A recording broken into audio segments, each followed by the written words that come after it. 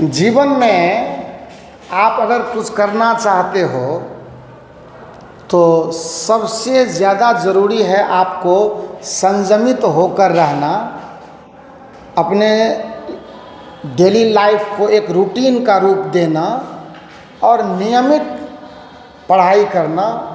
ये आपके लिए सबसे पहले ज़रूरी है। सफल होना तो उसके बाद की बात है। अध्ययन के तरीके आपके सही होने चाहिए। हम आज आपके लिए वेग समय ग्राफ का फॉर्मेट लेकर के आए हैं कि वेग समय ग्राफ को हम लोग पिछले वीडियो में भी इस पर चर्चा किए थे, थोड़ा सा रिवीजन कर देते हैं। और हम आपको पहले भी बताए थे कि काइनेमेटिक्स में ग्राफ वो चाहे किसी भी तरह का हो, पोजीशन टाइम का हो, विस्थापन समय का हो, वेग समय का हो, चाल समय का हो, त्वरण समय का ग्राफ हो, कुछ भी हो, वो अपने आप में एक महत्वपूर्ण इन्फॉर्मेशन है। और ग्राफ भी बोलता है, इसकी आवाज़, इसकी ध्वनि को आपको पहचाननी होती है। अभी यहाँ देखते हैं कि वेग को हमने मीटर प्रति सेकंड में लिया है वाई एक्सिस पर, और समय को हमने टाइम एक्सिस को हमने एक्स पर लिया हुआ है। और हमारा जो ये वेग समय ग्राफ है यह एक सरल रेखा है। पिछले वीडियो की ही बात को मैं पहले रिवीजन कर देता हूँ। अभी यहाँ क्या है कि इस ग्राफ की जो ढाल है, जो इसका स्लोप है, वो कांस्टेंट है, क्योंकि यह ग्राफ एक स्ट्रेट लाइन है। पिछले दफ़े भी ये बात मैंने बताया हुआ है, अभी फिर से बता रहा हूँ। आज इसका फेज 2 हम डिस्कस करने वाले हैं कि अगर वेग समय ग्राफ एक सरल रेखा नहीं हो तो क्या होगा। इस पर हमने बता दिया हुआ है आपको कि वेग समय ग्राफ का जो स्लोप होता है वो हमें क्या बताता है, त्वरण बताता है, एक्सीलरेशन बताता है। यह इकलौता ग्राफ है जो हमें दो सूचनाएं देता है। दो प्रकार की के कॉन्सेप्ट हम यहाँ से सीखते हैं कि वेग समय ग्राफ का जो ढाल है, जो स्लोप है, वो हमें एक्सीलरेशन देता है, जबकि इस वेग समय ग्राफ का जो टाइम एक्सिस पर एरिया कवर होता है, जो क्षेत्रफल कवर करते हैं, ये जो क्षेत्रफल आप देख रहे हो ना, इस क्षेत्रफल को अगर मैं कैलकुलेट कर दूं तो ये कुल विस्थापन यानी डिस्प्लेसमेंट का मान देगा। तो इतनी दो सूचनाएं हैं। अब आइए हम बात करते हैं कि अगर हमारा वेग समय ग्राफ एक स्ट्रेट लाइन हो और उसका रूपरेखा, उसकी रूपरेखा कुछ ऐसी हो जिसे मैं एग्जाम्पल नंबर 2 में आपको दिखा सकता हूँ। एकदम बिल्कुल देखा जाए। एग्जाम्पल नंबर 2 में हमने क्या किया, यहाँ पे टाइम लिया, यहाँ पे वेग लिया मीटर पर सेकेंड में, और हमने कुछ ऐसा ग्राफ ड्रॉ कर दिया। जो वेग समय ग्राफ है वो क्या है, टाइम एक्सिस के पैरेलल है। आप कुछ देख रहे हो कि ये जो ग्राफ टाइम एक्सिस के पैरेलल है, तो इसमें थीटा का वैल्यू कितना, ये ग्राफ आपका टाइम एक्सिस के साथ 0 डिग्री का एंगल बना रहा है। तो ऐसे कंडीशन में tan 0 का वैल्यू कितना आएगा, 0 आएगा। भाई साहब, tan 0 का वैल्यू अगर 0 आया तो इसका मतलब क्या हुआ, स्लोप का वैल्यू आपने पा लिया कितना, 0। जब आपका स्लोप 0 आ गया तो जाहिर सी बात है कि त्वरण का मान आ गया 0। ये सही बात है, क्योंकि वेग समय ग्राफ की जो ढाल है उसका जो स्लोप है वो हमें क्या देता है, त्वरण देता है। तो ऐसे कंडीशन में त्वरण का मान 0 अगर आ गया, मतलब मैं कहूँ कि ये a को हम शो करते हैं त्वरण के लिए, तो a का वैल्यू 0 आने का क्या मतलब होता है कि v का कांस्टेंट होना।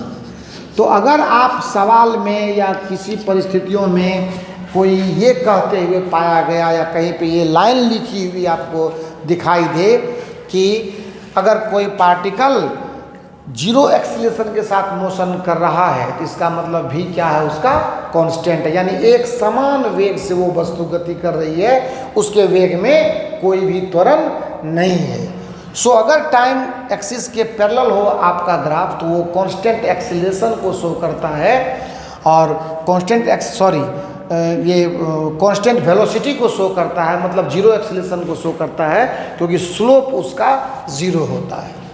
अब इसके बाद मैं ये देखना चाहूँगा कि अगर मान लेते हैं कि ग्राफ आपका स्ट्रेट लाइन है, तो दो परिस्थितियाँ देखी हमने, पर स्ट्रेट लाइन पे तीसरी परिस्थिति भी मैं आपको दिखाता हूँ जो तीसरी परिस्थिति है वो ऐसी है कि सपोज कीजिए कि हमने एक ग्राफ ऐसा लिया जो बिल्कुल यहाँ टाइम है और यहाँ वेलोसिटी है मीटर पर सेकंड में, लेकिन ये ग्राफ ऐसा है।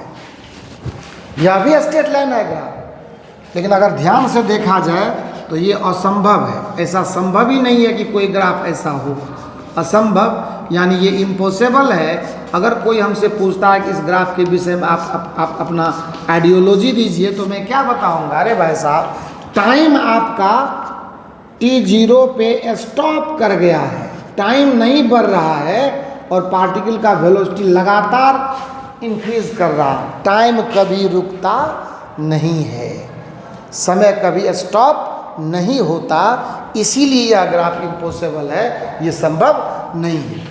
आइए, अगर मान लो वेलोसिटी टाइम का ग्राफ यानी वेग समय ग्राफ अगर एक सरल रेखा नहीं है, तो फिर इसके दो रूप हो सकते हैं। आइए नेक्स्ट एग्जाम्पल पर अगर हम बात करें तो टाइम एक्सिस को मैं ऐसे ले रहा हूँ, टाइम एक बार फिर से सेकंड में है और वेग एक बार फिर से मीटर प्रति सेकंड में है, पर ग्राफ ऐसा है।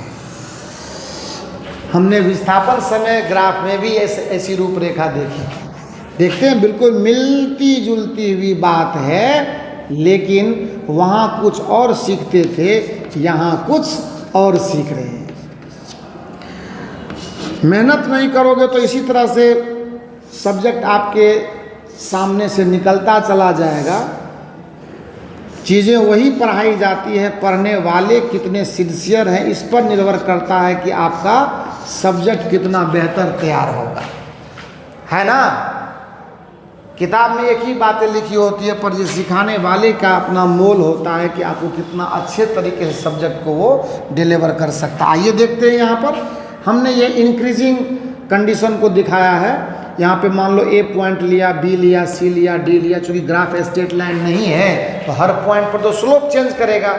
उसको देखते हुए हमने यहाँ पर देखा है कि यहाँ θ1 छोटा है किससे, θ2 से, θ2 छोटा है θ3 से, θ3 छोटा है θ4 से।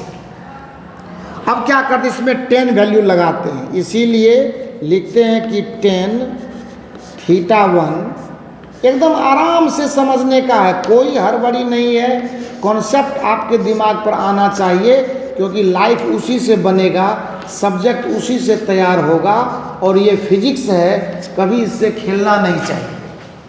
थोड़े पेशेंस के साथ सब्जेक्ट पढ़ने का है। और इसीलिए क्या होगा, जब 10 थीटा में ला रहा हूँ तो जाहिर सी बात है कि उस पॉइंट पर मैं स्लोप चेक कर रहा हूँ, ग्राफ की ढाल चेक कर रहा हूँ, तो मैं लिखता हूँ slope at point A, slope at point B, एकदम बिल्कुल इंक्रीजिंग ऑर्डर में है ये।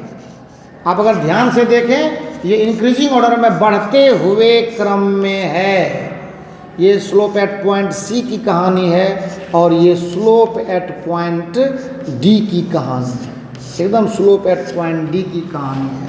आखिर वेग समय ग्राफ का स्लोप हमें एक्सीलरेशन ही तो देता है। आइए ना, इसीलिए हम लोग यहाँ बोलेंगे कि एक्सीलरेशन एट पॉइंट ए छोटा होगा, एक्सीलरेशन एट पॉइंट बी छोटा होगा, एक्सीलरेशन एट पॉइंट सी और छोटा होगा त्वरण एट पॉइंट डी से। अब इस हिसाब से अगर हम देखें तो ये क्या कह रहा है कि आपके पार्टिकल का, आपके वस्तु का जो त्वरण है वो लगातार इंक्रीज कर रहा है। वेग के विषय में अभी कोई चर्चा नहीं है, हालांकि त्वरण अगर वो भी इंक्रीज करे तो वेग काफ़ी तेज़ी के साथ बढ़ेगा, मतलब एकदम बिल्कुल फास्ट ग्रोथ होगा आपके वस्तु के वेग में, वेग बढ़ेगा।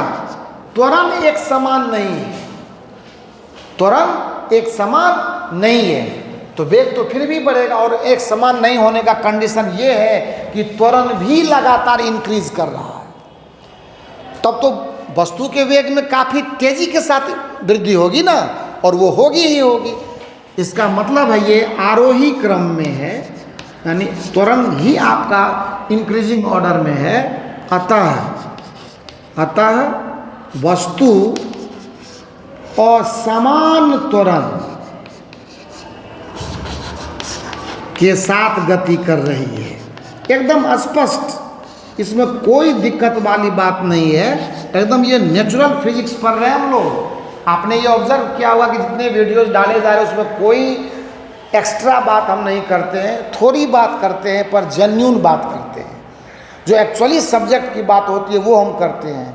अच्छी अच्छी और भी बातें हमारे स्टॉक में बहुत सारे हैं, शब्दों के भंडार की कमी नहीं है, लेकिन अभी आपका इनिशिएशन है, शुरुआत है, तो आप पहले सब्जेक्ट से जुड़ जाइए, फिर तो हम लोग मज़े करेंगे ही, हम लोग खेलेंगे ही खेलेंगे, है ना। थोड़ा सा अभी कंसेप्ट को पहले बिल्डअप कर लीजिए। साथ गति कर रही है तो नॉन यूनिफॉर्म एक्सीलरेशन कहते हैं, ए इज़ नॉट कांस्टेंट। और खूबसूरत बात मैं आपको